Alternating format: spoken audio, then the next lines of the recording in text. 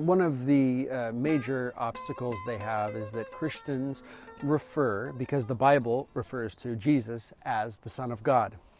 And this is reprehensible to them, because every single day when they do their allotted 5-time prayers, if they're coming from a Sunni background, they say that God does not beget, nor was he begotten.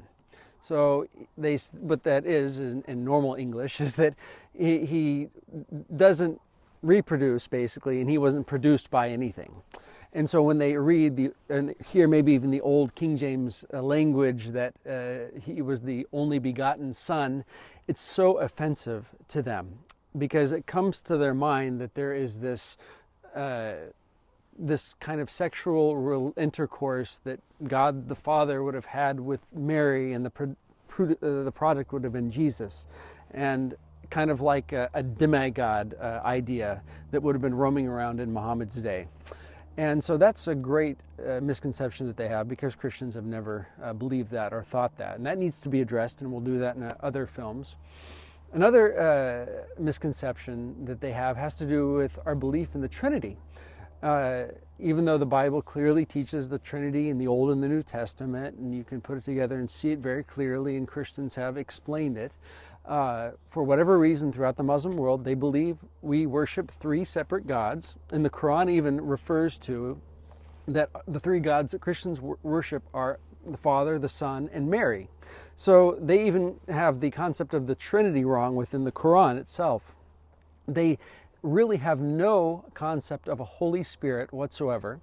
So when a Christian says, no, our Trinity is the Father, the Son, and the Holy Spirit, they don't even know what the Holy Spirit is. They think that might be having to do something with the angel Gabriel even. So there's a lot of misconceptions there. So we need to be very clear to explain what the Christian Orthodox doctrine of the Trinity is when we're speaking to Muslims. They also have a very, very bad misunderstanding about the nature of grace. They really think that Christians are these people that are have no law, and they can just do whatever they want because they've been saved by Jesus, and they can go to heaven now, and so it doesn't matter what they do on this earth.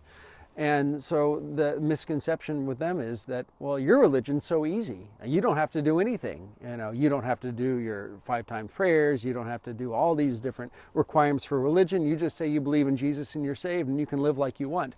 So they really don't understand that the 2 commandments that Jesus gave us, love God with all their heart, mind, soul, and strength, and your neighbor as yourself, are very difficult things actually to do.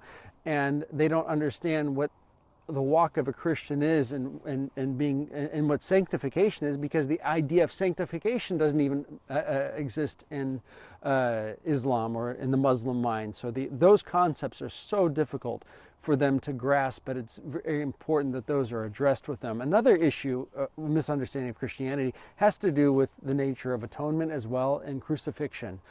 And they don't understand why, and they are taught throughout the Muslim world that one must pay for their own sins, and that somebody cannot stand in your stead and in your place as an atoning sacrifice and take their sins. That just seems ludicrous to them, and it's something that they do have a problem with, and it needs to be addressed. And that's the central core of Christianity and the message of the gospel.